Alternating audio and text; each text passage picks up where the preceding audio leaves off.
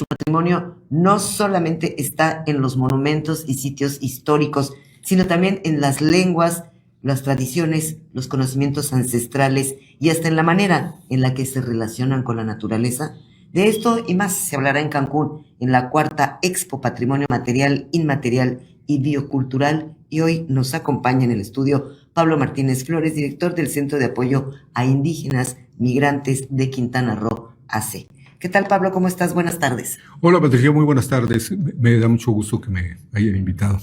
A ver, platícanos, ¿qué es la cuarta Expo Patrimonio Material, Inmaterial y Biocultural? ¿Cuál es su principal objetivo?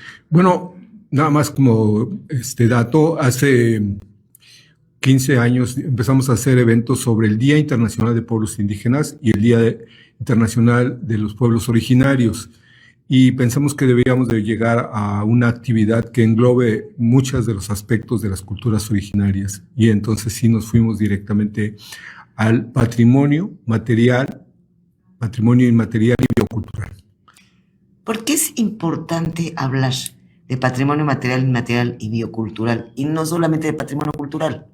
Bueno, nosotros cuando hemos hablado con académicos siempre hemos tratado de buscar esa explicación. Y, por ejemplo, el tema del patrimonio material, inmaterial y biocultural abarca todo donde el ser humano está. Todo. Cuando el hombre habla, cuando el hombre come, cuando el hombre caza, cuando el hombre construye sus viviendas y su relación con la naturaleza. La naturaleza es naturaleza hasta que llega el hombre y la vuelve cultura. Qué bonito, qué bonito. ¿Qué papel tendrá la literatura dentro de esta cuarta edición de la Expo? Bueno, hemos estado contando con la fortuna de que escritores en lenguas indígenas, mayas, tzotzil, nos acompañan, presentan sus libros, nos leen poesía o cuentos, tradición oral en sus lenguas originarias y, por supuesto, también la traducción en castellano. Toda esta parte de la tradición oral. A ver, dime, ¿cuáles son las actividades que podrá encontrar el público o el asistente durante estos 5 días en la Expo? Bueno, estamos ofreciendo que esté en espacio para académicos, profesores investigadores de diferentes universidades que van a dar conferencias. Está, por ejemplo, la magistrada María del Rosario, que va a hablarnos sobre los temas de derechos culturales, interculturalidad. Habrá también escritores en lenguas indígenas, habrá también conferencistas sobre temas de ecología, sobre temas de agroecología. Tendremos también exposiciones, música, danza, libros. Hay el fondo editorial del Instituto Nacional de Lenguas Indígenas. Vamos a regalar más de 200 libros. ¡Wow! ¡Wow! ¿Por qué es especialmente importante realizar un encuentro de este tipo en Cancún?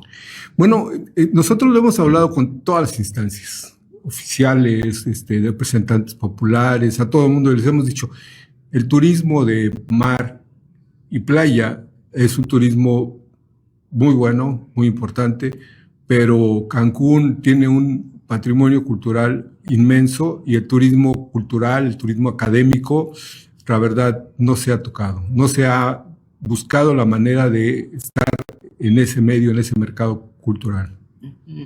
¿Cómo pueden las nuevas generaciones, Pablo, involucrarse en la conservación del patrimonio?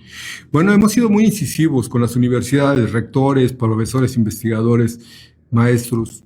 Sus alumnos pueden ser unos muy grandes profesionistas, pero a la hora de su vida profesional, si ellos no están involucrados en los temas sociales, en los proyectos de industrias culturales, en los proyectos de investigación y de interacción social con las instancias de la comunidad, van a estar ajenos, van a andar buscando y sus posibilidades laborales van a ser muy diferentes.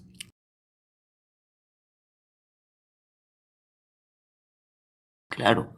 Oye, por cierto, hablando del Foro de Análisis de la Ley de Derechos Indígenas, ¿por qué es importante abrir un espacio pues para analizar esta legislación? Bueno, esta parte la hemos venido trabajando y creemos que tiene una historia muy, muy, muy importante, muy trascendente. Desde los acuerdos de San Andrés Larráizer con los zapatistas, que hubo toda una serie de reflexiones acerca de la presencia de culturas indígenas en la vida nacional y en las políticas públicas, hasta hace unos años con la consulta sobre derechos políticos de las culturas indígenas y las candidaturas.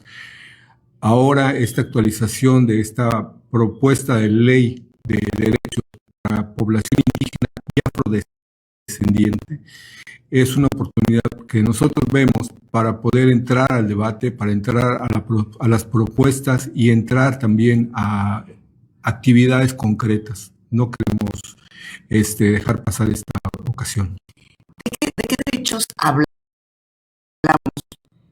cuando, pues ahora sí que cuando estamos hablando de los pueblos indígenas? Bueno, hay que partir de la Constitución política. Todos los mexicanos tenemos el derecho a la educación, a la cultura, al trabajo digno, a la justicia, a la alimentación, a todo lo que tiene que ver con los derechos humanos. Y luego de ahí vamos con los derechos culturales, vamos de ahí con el derecho a la justicia, el derecho a la salud, y no se puede dejar de cumplir estos derechos que la misma Constitución. Y esta iniciativa de ley indígena, pues estará tendiendo a ser más focalizada.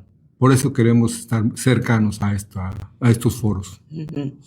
¿Por qué es importante que sean las propias comunidades indígenas las que participen en este análisis? Bueno, por ejemplo, nosotros organizamos un foro aquí en Cancún que originalmente no se iba a hacer, solamente en Carrillo Puerto, y nosotros pedimos que se hiciera en ciudades como Cancún y Solidaridad en Playa del Carmen.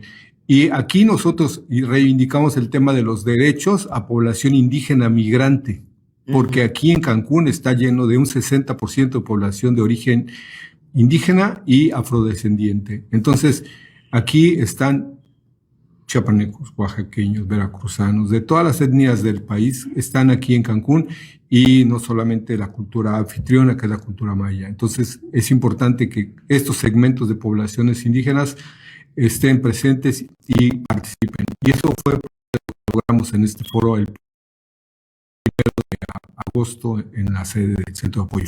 ¿Qué porcentaje dijiste que hay de comunidades? El INEGI nos avienta un porcentaje de 60%. Es inmenso. O sea, habrá gente que en la ¿Estás hablando solo de Cancún? Sí, de Benito Juárez. Habrá personas que en la autoadscripción digan yo no soy indígena, pero los abuelos y los papás tienen el apellido de una cultura originaria y todavía hablan la lengua. La autoadscripción es libre y es personal. Sin embargo, hay muchos referentes antropológicos que nos permiten la parte identitaria. Pero el INEGI sí lo tiene como dato, ¿no? A ver, ¿ustedes indígenas? Sí, no, ¿por qué? Ok. El foro también aborda los derechos de los pueblos afrodescendientes.